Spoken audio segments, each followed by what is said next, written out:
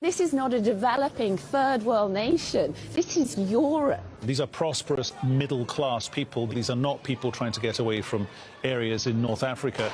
They look like any European family that you would live next door to. What could be a difference here from other conflicts, that could seem very far away, in Africa or Middle East or whatever. I mean, these are Europeans that we're seeing being killed. This isn't a place, with all due respect, like Iraq or Afghanistan. This is a relatively civilized, relatively European, I have to choose those words carefully too, city where you wouldn't expect that or hope that it's going to happen.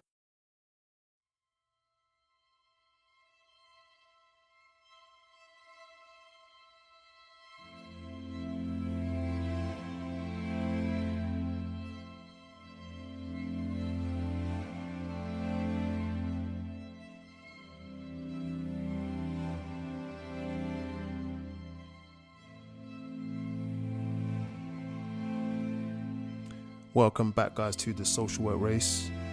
I want to firstly, before I get into this very, very, for me, heated topic, I want to thank you first for joining again and sharing as you have been. Would love to get your feedback on the show through my email, thesocialworkrace@gmail.com. You can't forget that, right? Yeah. Thank you for. I'm trying to dive straight in. So I've given you the thanks. I've given you the contact, and I'm trying to dive straight into this topic. This has been an extremely frustrating topic to watch and even produce for this show. And I felt that this topic was very relevant to especially social workers, but anyone on the front line. Okay. This is a man, and it's current. So what's the date? The date is the 6th of April 2022. So that's how current we are. Okay. And this is, and I've entitled it, Ukraine, What Do Minorities Here? This is not a message for Ukrainians. This is a message to the front line. This is a message to the British public. This is a message to government. This is a message to you. I want you to think about something here. Check this out. There's rumours of a thermobaric bomb, which is a sort of vacuum bomb, which, to be fair, the US has used before in Afghanistan, but the idea of it being used in Europe is stomach churning. Stomach churning. Why? It's stomach churning. Now, look, I don't think for 1 second, I don't remember his name, this presenter, he's been around for years. I don't think for 1 second this guy's racist. Absolutely not. Absolutely not. I just don't think that he may have unconscious racism or unconscious bias, but I don't think he's racist. I'm pointing at him because he's out there. I'm pointing at his post because it's out. There's a very brief post, and one of many posts that had very small but potent commentary on what's going on in Ukraine. And so what I want to look at, I'll give you a synopsis of what we want to look at in this session. It's really important that we kind of think about this because, well, if it's causing my blood to boil, and I think I'm quite reasonable, then you can imagine how other people are feeling, right? We are looking at we're pushing for Ukrainians to come to this country. We're paying people to take Ukrainian refugees in. And obviously the question is raised, what about other nations and minorities who are also in the UK, who also have family abroad in countries that we and America are bombing as we speak? Okay? And the question really is, it's two questions. How do minorities see us? And how do you think minorities think you see them as a professional? It leads on to the other question. What are dark-skinned minorities hearing beyond the surface language? What impression are we getting? Somalia was bombed recently by America. What do they hear when we try to convince them to take vaccines, when we try to convince them to integrate, when we try to, in social services, when we say we're going to help? What do you think they have heard and are hearing right now? Why do you think we're treating people, Ukrainian refugees, differently to others before? Anyone got an idea? Yes, the lady in the red. I think it's pretty apparent. It's to do with colour. It's played as simple as that. You spoke about we'll treat everybody equal. You're just going to do a new form and a new line for Ukrainians. And, my heart goes out to Ukrainians. I volunteer for a refugee charity. When we go on Facebook and we ask people for charity, we have to say it's for vulnerable people. If we say Syrians, Afghanis, we don't get those donations. Okay. And that's the reality. And we're just not recognising that. When we see the media relate to civilised people, blonde hair, blue-eyed, it's disgraceful. Okay. Absolutely disgraceful. People don't mind taking Russian money, do they? Many Richard, people on this panel have. Not me. Well, I think some of you have. Yeah, I mean, forget the last bit about the accusation about Russian money. I don't care about that bit. The truth is that when I watch the news, I'm thinking, well, what's all the attention for Ukrainians? Now, I know that there's a deeper and more broader political narrative going on, but the effort that is being made for Ukrainians to come to my country, in many respects, I don't care where you're from. If you're in need, come to my country. If we have space, we should take you. And if we have facilities and ability to take you, we should. That's what we do. As good people, we don't always do it though. And my question again is, what do you think I'm hearing?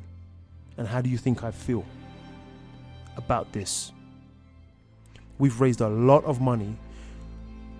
I've seen charities set up to bring Ukrainians here. Great. The call to support is in the news constantly. And, we've been in Afghanistan for over 20 years. Bombing schools and buildings and the streets. We've got soldiers over there and they're running in people's houses and terrorizing whole neighborhoods, looking for one or two extremists. How can we do that? We did it. We've done this. We've done this in a number of countries over the years. And even if it wasn't true,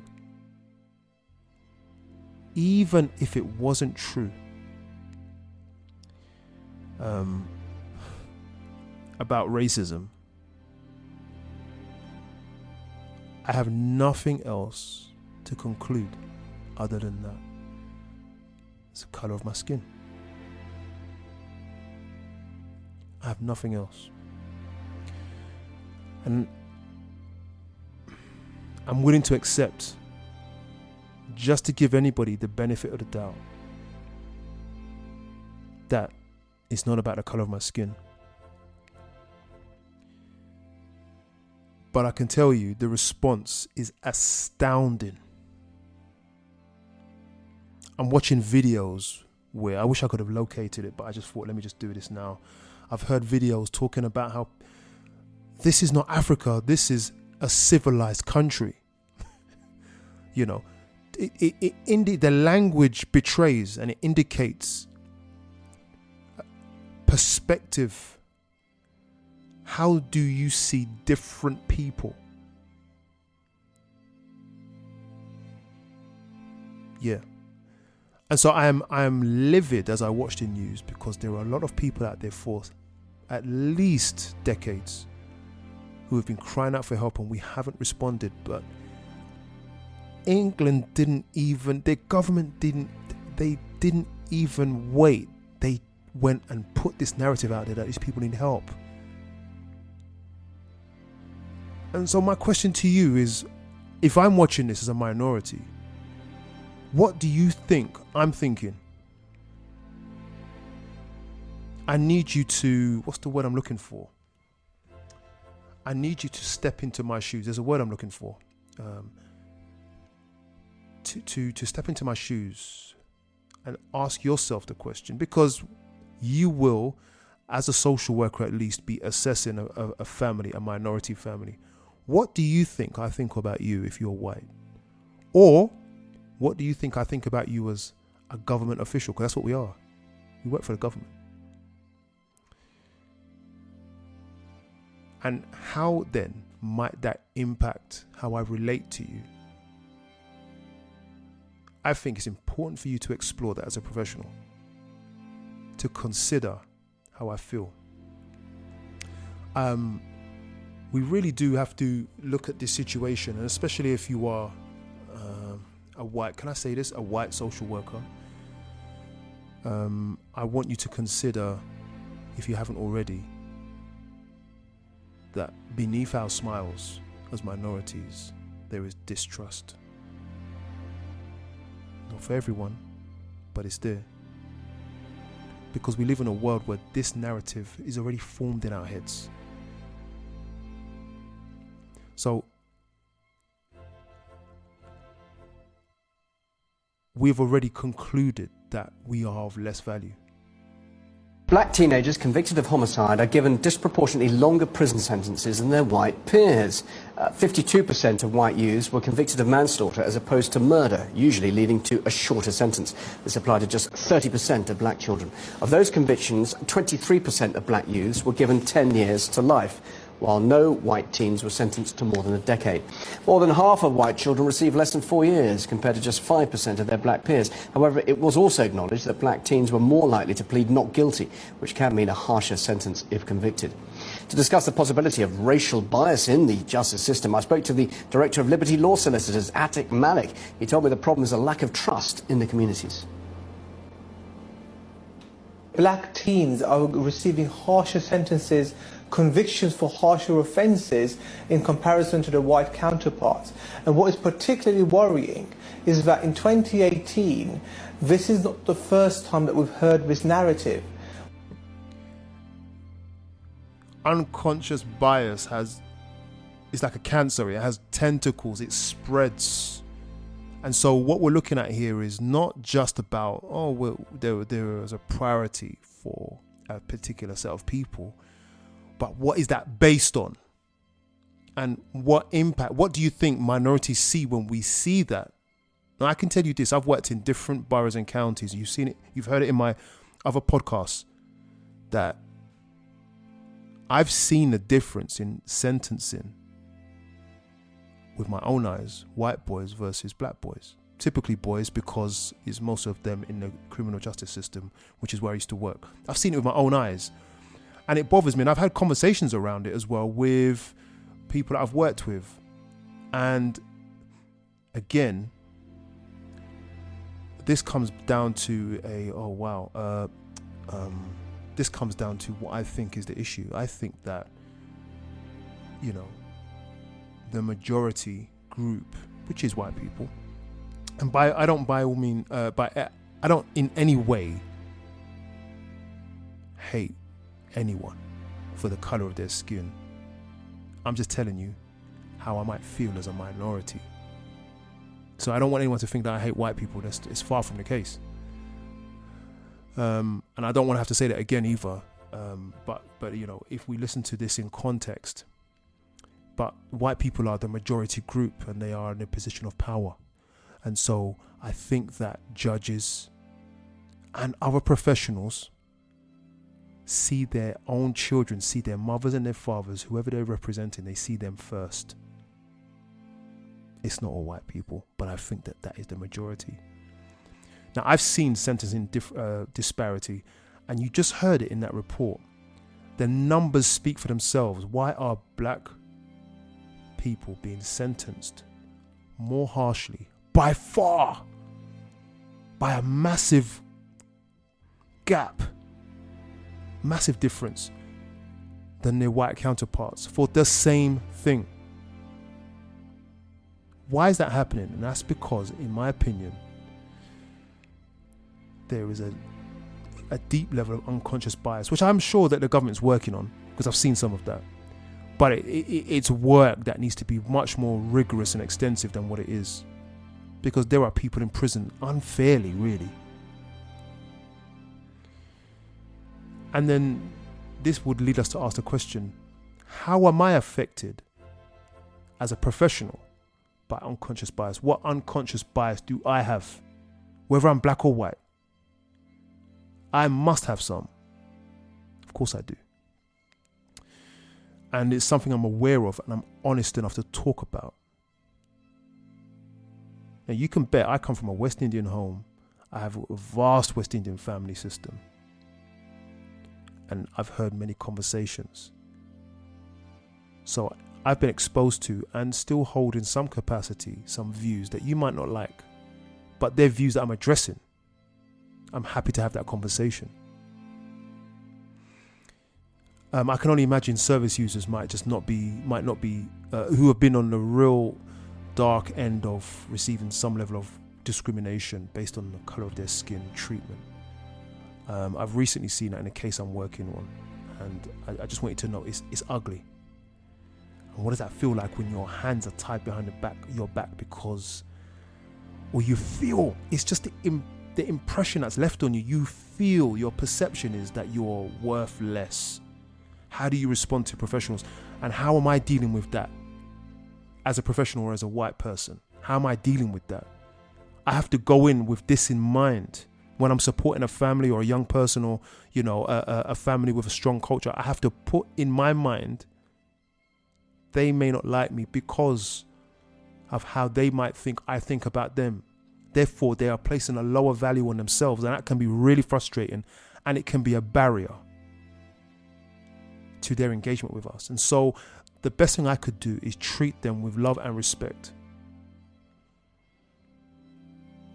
That's my strong advice. And that's something, what I'm talking to you about now is something I'm always working on.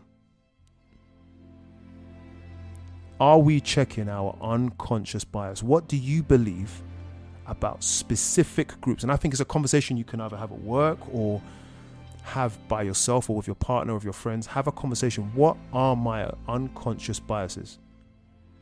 And how am I going to check them? Because I've read assessments that you can just tell that the assessor had bias, stereotypes, prejudice. And in a sense, they've discriminated because they've written it down on paper, what they think about a family and the risks. Based on movies? What are they based on? I've come to the end of it. It was a real rant, yeah? As I watch the news, blood boils. Because I'm not thinking about what we are doing for Ukraine. I'm thinking about what we are not doing for those who were first in the queue. What message is that sending to me? And there isn't a politician yet. Maybe David Lammy's probably said, because he's typically on it. But I haven't heard any other politicians really address this. And it'd be nice. So, to all you social workers out there, can I encourage you to check yourself? Wherever you're from, if it's not the color of your skin, it's your badge. You're a social worker. There is prejudice toward you, naturally. Check your biases and check how you're fueling that and how you can dispense that fear and frustration from the service user. Look after yourselves. Till next time.